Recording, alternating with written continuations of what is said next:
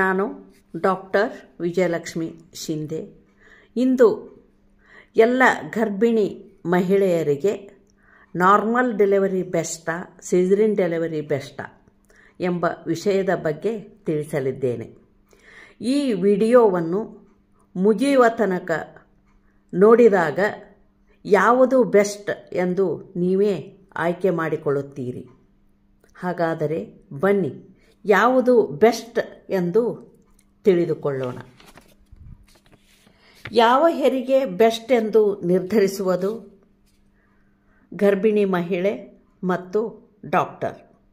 ಆದರೆ ಈಗಿನ ಸಹಜ ಹೆರಿಗೆ ಮಾಡಿಕೊಳ್ಳುವಷ್ಟು ತಾಳ್ಮೆ ಡಾಕ್ಟರಿಗೂ ಸಹ ಇಲ್ಲ, ಗರ್ಭಿಣಿ ಮಹಿಳೆಗೂ ಸಹ ಇಲ್ಲ. ಅಷ್ಟೇ ಅಲ್ಲ, ಮುದ್ದಾಗಿ ಬೆಳೆಸಿದ ಹೆಣ್ಣು ಮಗಳು ಹೆರಿಗೆಯ ನೋವು ನೋಡಲಾರದೆ ತಂದೆ ತಾಯಿಯಾಗಿರಬಹುದು ಅಥವಾ ಅಜ್ಜ ಅಜ್ಜಿಯ ಆಗಿರಬಹುದು. ಸಹಜ ಹೆರಿಗೆ ಪ್ರಾರಂಭವಾದಾಗ ಆ ನೋವನ್ನು ತಾಳಲಾರದೆ ಆ ಹೆಣ್ಣು ಮಗಳು ಕಷ್ಟಪಡುವುದನ್ನು ನೋಡಿ ಡಾಕ್ಟರಿಗೆ ಹಿರಿಯರಾದವರು ಸಿಸೇರಿಯನ್ ಮಾಡಿಬಿಡ್ರಿ ಎಂದು ಹೇಳುವುದು ಅತ್ಯಂತ ಸಹಜವಾಗಿದೆ. ಆದರೆ ಇಲ್ಲಿ ಎಲ್ಲರ, ಅಂದರೆ ಡಾಕ್ಟರ್ ಮತ್ತು ಗರ್ಭಿಣಿ ಮಹಿಳೆ ಮತ್ತು ಹಿರಿಯರಾದವರ ಸಹನೆ, ತಾಳ್ಮೆ, ಅವರ ಅನುಭವದ ಮಾತುಗಳು ಸಹಜ ಹೆರಿಗೆಯಿಂದ ಆಗುವ ಲಾಭಗಳನ್ನು ಆ ಗರ್ಭಿಣಿ ಮಹಿಳೆಗೆ ತಿಳಿಸುವುದು ಸೂಕ್ತ. ತಾನು ಗರ್ಭಿಣಿ ಎಂದ ತಕ್ಷಣ ವಿಶೇಷ ಕಾಳಜಿ, ವೈದ್ಯರ ಸಲಹೆ, ತನ್ನ ಆರೋಗ್ಯದ ಬಗ್ಗೆ ಕಾಳಜಿ, ಮಗು ಸದೃಢವಾಗಿ ಬೆಳೆಯಲಿ ಎಂದು ಸಹಜವಾಗಿ ಎಲ್ಲರೂ ಭಾವಿಸುತ್ತಾರೆ. ಆದರೆ ಸಹಜ ಹೆರಿಗೆಯ ಎಷ್ಟು ಸುರಕ್ಷಿತ, ಮಗುವಿನ ಪೋಷಣೆ ಬಗ್ಗೆ ತಿಳಿದುಕೊಳ್ಳಲೇಬೇಕು. ಮಗು ಬೆಳೆಯಲು ತಾಯಿಯ ಹಾಲು ಮುಖ್ಯ. ಆದರೆ ನಿಮ್ಮ ಮೊಲೆಯ ತೊಟ್ಟು ಮಗು ಹಾಲು ಕುಡಿಯಲು ಸರಿಯಾಗಿದೆಯೇ ಎಂದು ತಿಳಿದುಕೊಂಡು, ತೊಟ್ಟು ಒಳಗೆ ಇದ್ದರೆ ಅದನ್ನು ಗರ್ಭಿಣಿಯಾಗಿರುವಾಗಲೇ ಕೊಬ್ಬರಿ ಎಣ್ಣೆಯನ್ನು ಹಚ್ಚಿ ಅದನ್ನು ಸರಿಪಡಿಸಿ, ಯಾವ ತೊಂದರೆ ಇದ್ದರೆ ಹೆಣ್ಣು ಮಗಳಿಗೆ ನಾರ್ಮಲ್ ಡೆಲಿವರಿ ಆಗುವುದಿಲ್ಲ ಎಂದು ತಿಳಿದುಕೊಳ್ಳೋಣ. ಮಹಿಳೆಯ ಯೋನಿ, ಅಂದರೆ ಮಗು ಬರುವ ದಾರಿ ಸಣ್ಣದಾಗಿರುವುದು, ಅಂದರೆ ಕಾಂಟ್ರಾಕ್ಟ್ ಪೆಲ್ವಿಕ್ ಅಂತ ಹೇಳಬಹುದು. ಮತ್ತು ಗರ್ಭಕೋಶದ ಕಂಠ ನೋವು ಬಂದು ದೊಡ್ಡದಾಗದೆ, ಅಂದರೆ ಅಗಲವಾಗದೆ ಮಗು ಬರಲು ಸಾಧ್ಯವಿಲ್ಲದಾಗ, ಮತ್ತು ಹೆಣ್ಣು ಮಗಳು ತುಂಬ ಕಡಿಮೆ ಎತ್ತರ ಇದ್ದರೆ ಅದು ಒಂದು. ಕೆಲವೊಮ್ಮೆ ಹೆರಿಗೆಯ ನೋವು ಪ್ರಾರಂಭವಾದ ಮೇಲೆ ಮಗುವಿನ ಶಾರೀರಿಕ ಸ್ಥಿತಿ, ಅಂದರೆ ಹಾರ್ಟ್ ಬೀಟು ಅಂದರೆ ಒಂದು NSD ಅನ್ನುವಂತಹ ಪರೀಕ್ಷೆ ಮಾಡಿ ಅಥವಾ ಪಾರ್ಟೋಗ್ರಾಫನ್ನು ನೋಡಿ ಸಿಸೇರಿಯನ್ ಸೆಕ್ಷನ್ ಮಾಡಬೇಕು ಅಥವಾ ಬಿಡಬೇಕು ಎಂದು ನಿರ್ಧರಿಸುತ್ತಾರೆ. ಸಿ ಸೆಕ್ಷನ್ದಲ್ಲಿ 2 ಪ್ರಕಾರಗಳಿವೆ. ಒಂದು,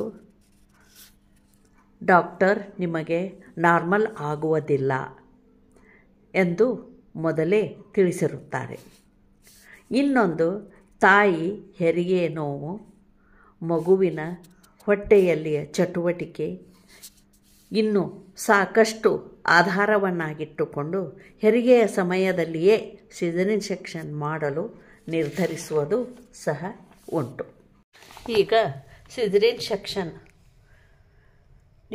ಆಗುವ ತೊಂದರೆಗಳೇನು ಮತ್ತು ಸಹಜ, ಅಂದರೆ ನಾರ್ಮಲ್ ಡೆಲಿವರಿ ಮಾಡಿಕೊಳ್ಳುವುದರಿಂದ ಆಗುವ ಲಾಭಗಳೇನೆಂದು ತಿಳಿದುಕೊಳ್ಳೋಣ. ಸಿಸೇರಿಯನ್ ಸೆಕ್ಷನ್ನಿನಲ್ಲಿ ಬೆನ್ನಿಗೆ ಅರವಳಿಕೆಯ ಇಂಜೆಕ್ಷನ್ ಮಾಡಿರುವ ನೋವು ನಿಮಗೆ ತೊಂದರೆಯನ್ನು ಕೊಡುತ್ತದೆ. ಅಷ್ಟೇ ಅಲ್ಲ, ಕೆಲವೊಬ್ಬರಿಗೆ ಜೀವನ ಪರ್ಯಂತ ಬೆನ್ನು ನೋವು ಉಳಿದುಕೊಂಡು ಬಿಡುತ್ತದೆ.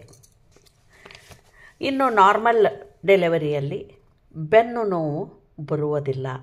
ಅಂದರೆ ಕೆಲವೊಂದು ದಿವಸಗಳವರೆಗೆ ಮಾತ್ರ ಬೆನ್ನು ನೋವು ಕಡಿಮೆಯಾಗಿ ನಂತರ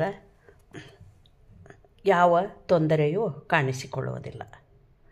ಈ ಸಿಜರಿನ್ನಿಂದ ನೀವು ಸರಿಯಾಗಿ ಕಾವು ಕುಪ್ಪಡಿಗೆ, ಅಂದರೆ ನಮ್ಮ ಹಿಂದೂ ಸಂಪ್ರದಾಯ ಸಂಸ್ಕೃತಿಯ ಪ್ರಕಾರ ಯಾವುದನ್ನು ತೆಗೆದುಕೊಳ್ಳಲು ಆಗುವುದಿಲ್ಲ.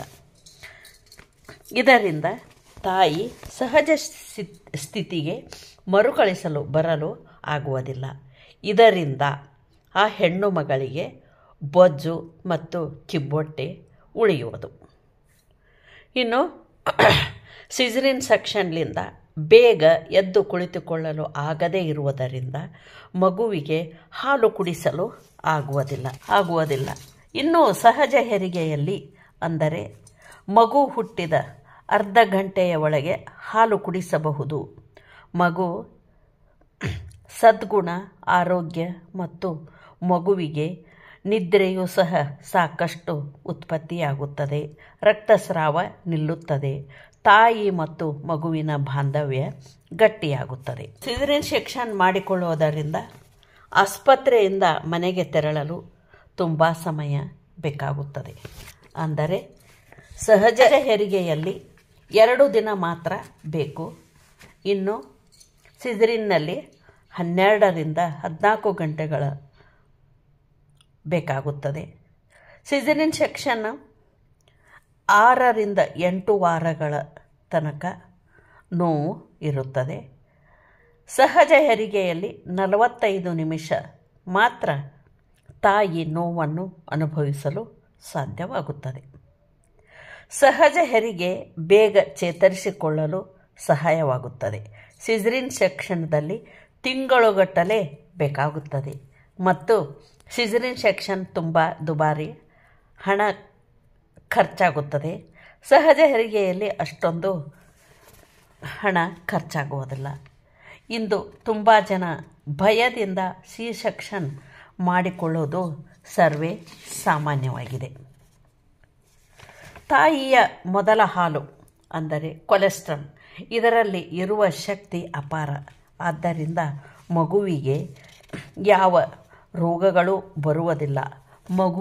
ಮಗು ಚೆನ್ನಾಗಿ ಬೆಳವಣಿಗೆಯಾಗುತ್ತದೆ. ಇನ್ನು ಮಗುವಿಗೂ ಸಹ ಹಲವಾರು ಲಾಭಗಳಾಗುತ್ತವೆ. ಮಗುವಿನ ಎದೆಯಲ್ಲಿ ಇರುವಂತಹ ಅಮಿನೋಟಿಕ್ ದ್ರವ ಯೋನಿಯ ಮೂಲಕ ಬರುವುದರಿಂದ ಹಿಚುಕಿದಂತಾಗಿ ಮಗು ಹೊರಗೆ ಬಂದ ತಕ್ಷಣ ಸರಳವಾದ ಉಸಿರಾಟ ಪ್ರಾರಂಭವಾಗುತ್ತದೆ. ಮಗು ಹುಟ್ಟಿದ ತಕ್ಷಣ ಸರಳ ಉಸಿರಾಟ ಪ್ರಾರಂಭವಾಗಲು ತುಂಬ ಸಹಾಯವಾಗುತ್ತದೆ. ಸಿ ಸೆಕ್ಷನ್ನಲ್ಲಿ ಇದು ಆಗುವುದಿಲ್ಲ. ಇನ್ನು ಮಗುವಿಗೆ ಸಿ ಸೆಕ್ಷನ್ ಮಗುವಿಗಿಂತ ಸಹಜ ಹೆರಿಗೆಯಲ್ಲಿ ಹೆಚ್ಚು ಚಟುವಟಿಕೆಯಿಂದ ಮಗು ಕೂಡಿರುತ್ತದೆ. ತಾಯಿಯ ಜನನದ ಮಾರ್ಗದಲ್ಲಿ ಮೈಕ್ರೋಬಯೋಮ್ ಅನ್ನುವಂತಹ ದ್ರವ ಮಗುವಿನ ಹೊಟ್ಟೆಯಲ್ಲಿ ಸೇರುತ್ತದೆ.